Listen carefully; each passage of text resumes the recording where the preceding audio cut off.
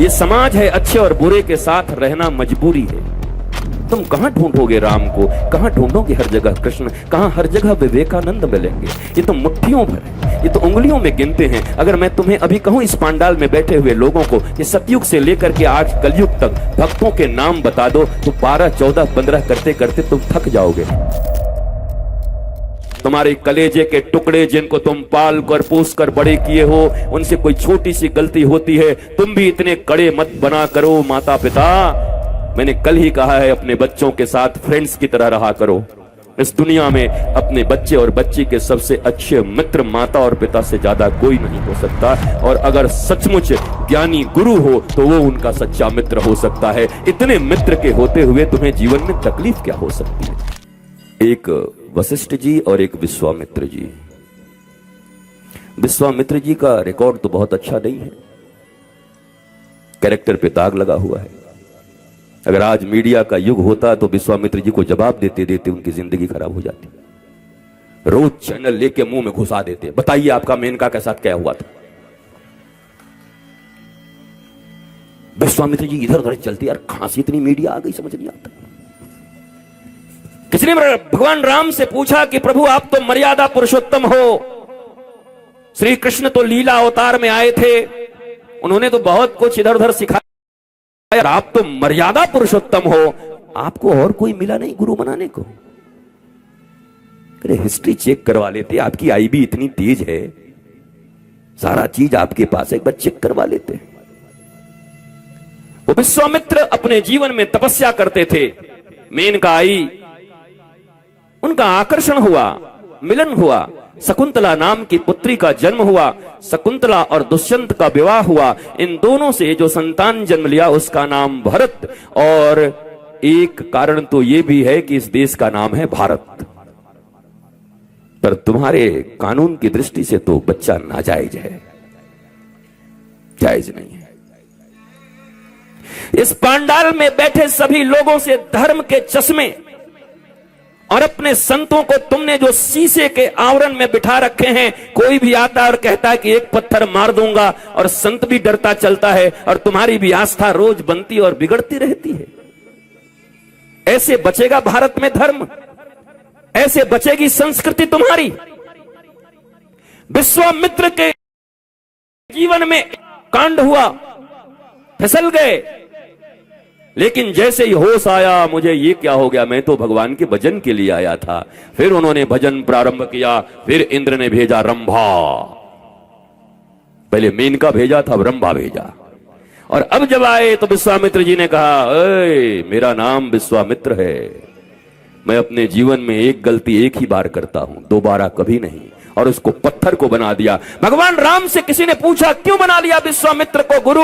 भगवान राम ने कहा, मैं दुनिया में देवता नहीं खोज रहा हूं, मैं तो ऐसे इंसान को खोज रहा हूं जो जीवन में एक गलती एक ही बार करे, दोबारा वो न करे, उसको भक्त नहीं अपना गुरु बनाने को मैं राजी होता हूं। इसलिए मैंने विश्वामित्र को अपना गुरु बनाया।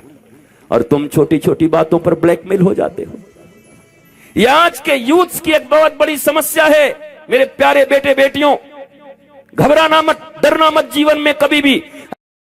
अगर आ जाए, ऐसी कोई परिस्थिति आ जाए, तो डट कर मुकाबला करना, और याद करना विश्वामित्र जी को, और याद करना राम जी को कि मेरे जीवन में अगर कोई भूल अज्ञानता बस मुझसे हो गई है, तो अब गुरु के ज्ञान से आगे ऐसा कोई भूल मुझसे नहीं होगा। और भगवान मुझे अपना भक्त तो क्या, गुरु बनाने पे भी राजी हो सकते हैं। मैं उस देश का निवासी हूं, मैं उस धर्म का मानने वाला हूं।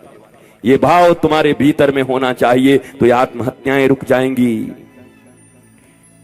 ये साइनाइड खाना और ट्रेन की पटरियों के नीचे आना, ये रुक जाएंगे। तुम्हारे कलेजे के टुकड़े जिनको तुम पाल कर पोस कर बड़े किए हो, उनसे कोई छोटी सी गलती होती है, तुम भी इतने कड़े मत बना करो माता पिता। मैंने कल ही कहा है, अपने बच्चों के साथ फ्रेंड्स की तरह रहा करो।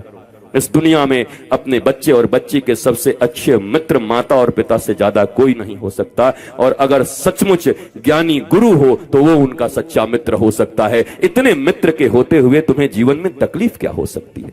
मित्रता बढ़ाइए, परिवारों में एकता बढ़ाइए। इन कथाओं का इतना ही मतलब है। ये कथा मेरी विद्वता के लिए नहीं है, कि मेरी विद्वता यहां पर साबित हो जाए और आप कह दें बड़ा विद्वान आदमी थे, बड़े ओजस्वी से, बड़े तेजस्वी थे, क्या फायदा है इससे? ये ओजस्विता, ये तेजस्विता मुझे मिला हुआ है, मैं लेके चल रहा हूं, इससे आपका क्या लाभ है?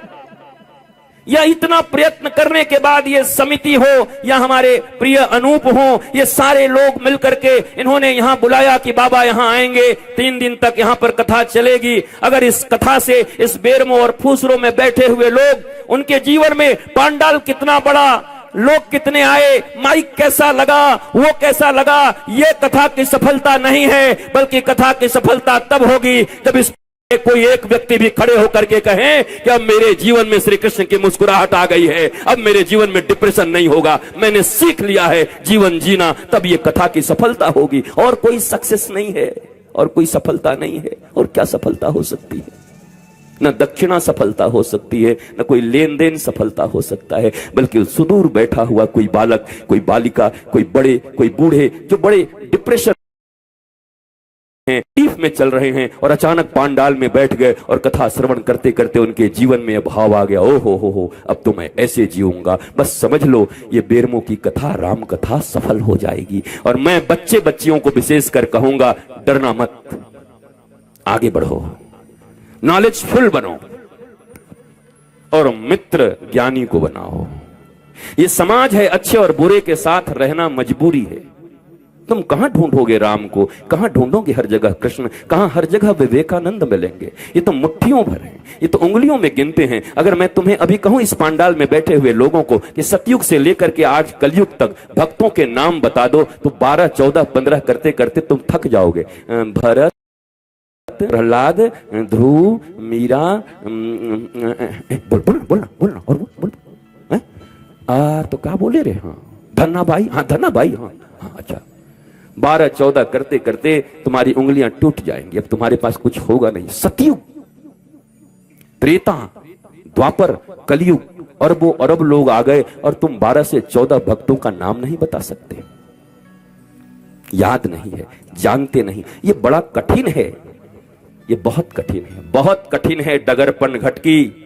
पर याद रखो उसके साथ एक लाइन और है कि जब तक सदगुरु जीवन में मौजूद हैं तो झटपट भर लाओ जमुना से भक्ति की मटकी। गुरु के प्रेजेंस में भक्ति की मटकी भर लोगे तो जीवन आनंदित हो जाएगा। लेकिन अगर इग्नोरेंट मूड में रहे, इग्नोरेंस इज द कचुन, इस दुनिया में दुर्भाग्य का सबसे बड़ा कोई कारण है तो इग्नोरेंस है। देखिए आ गया, बारिश हो रही है, प्रेम की बारिश हो रही, थोड़ा भीगिए। हमारे ऊपर भी आएगा तो हम भी भागने वाले नहीं हैं।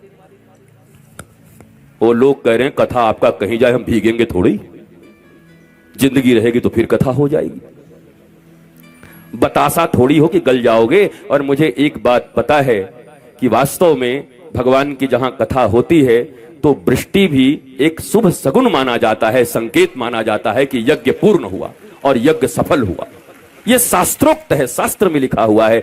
वृष्टि होकर के इस बात को माना जाता है कि पूरा यज्ञ सफल हुआ। ये आगे बैठे हुए सारे आयोजक मंडली के लोग और सारे आयोजक, आप सभी लोग आयोजक हो, तो आप सबों के द्वारा ये किया गया महायज्ञ सफल हुआ। और ये सफल तब और हो जाएगा जब आपके हृदय में ये भावना भर जाएगी, धीरे धीरे भावना भर जाएगी। चिंता मत करना, मंथरा का दिमाग तभी चला जब भरत ननिहाल चले गए।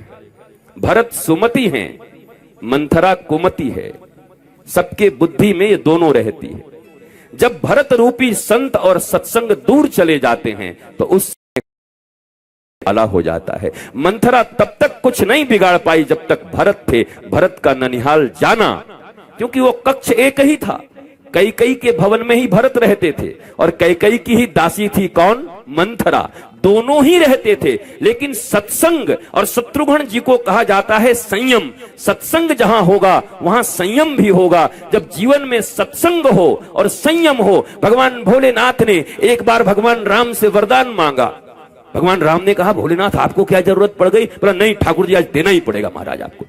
बोला मांगिए फिर तो।